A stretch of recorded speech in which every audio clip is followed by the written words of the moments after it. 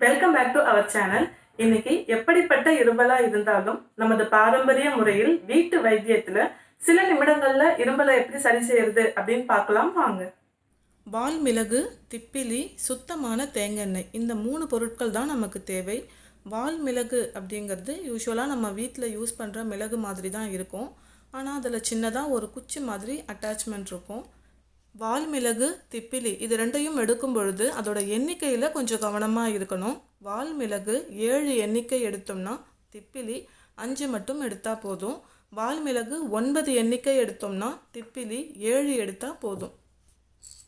இப்போது நம்ம எடுத்து வச்ச வால் மிளகு, திப்பிலி இது ரெண்டையும் ஒரு சுத்தமான கல்லில் போட்டு ஒன்றும் பாதியமாக இடிச்சுக்கணும். இந்த எண்ணெயை 5 வயது குழந்தையிலேருந்து எல்லாரும் யூஸ் பண்ணலாம்.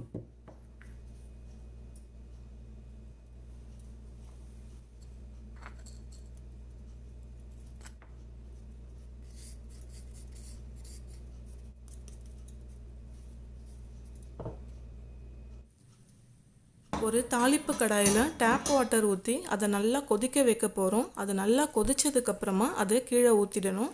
எதுக்காகனா இந்த தாளிப்பு கடாயில் ஏற்கனவே வேறு ஏதாவது எண்ணெய் ஊற்றி தாளிச்சிருப்போம். இந்த எண்ணெயை முற்றிலுமாக சுத்தம் செய்யறதுக்காக தான் தண்ணி ஊற்றி அதை நல்லா கொதிக்க வச்சு கீழே ஊற்றுறோம். இப்போது இந்த சுத்தமான கடாயில் 2 அல்லது 3 டேபிள் ஸ்பூன் அளவுக்கு சுத்தமான தேங்காய் ஊற்றி காய்ச்சிக்கணும்.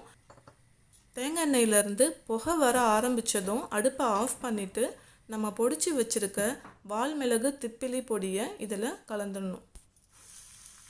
இந்த எண்ணெயை வேறு ஒரு தட்டில் ஊற்றி கைகள் பொறுக்கிற அளவுக்கு சூடு கம்மியானதுக்கப்புறமா இதை விக்ஸ் அட்வர்டைஸ்மெண்ட்டில் வரா மாதிரி மூக்கில், முதுகில், நெஞ்சில், நெத்திலெலாம் நல்லா தேய்ச்சி விட்டு இதோட வாசனையை சுவாசிக்கும் பொழுது இரும்பல் சில நிமிடங்கள்லேயே முற்றிலுமாக நின்றுடும். இந்த பாரம்பரிய வீட்டு வைத்தியம் உங்களுக்கு பயனுள்ள பதிவாக இருக்கும் அப்படின்னு நம்புகிறேன். நன்றி.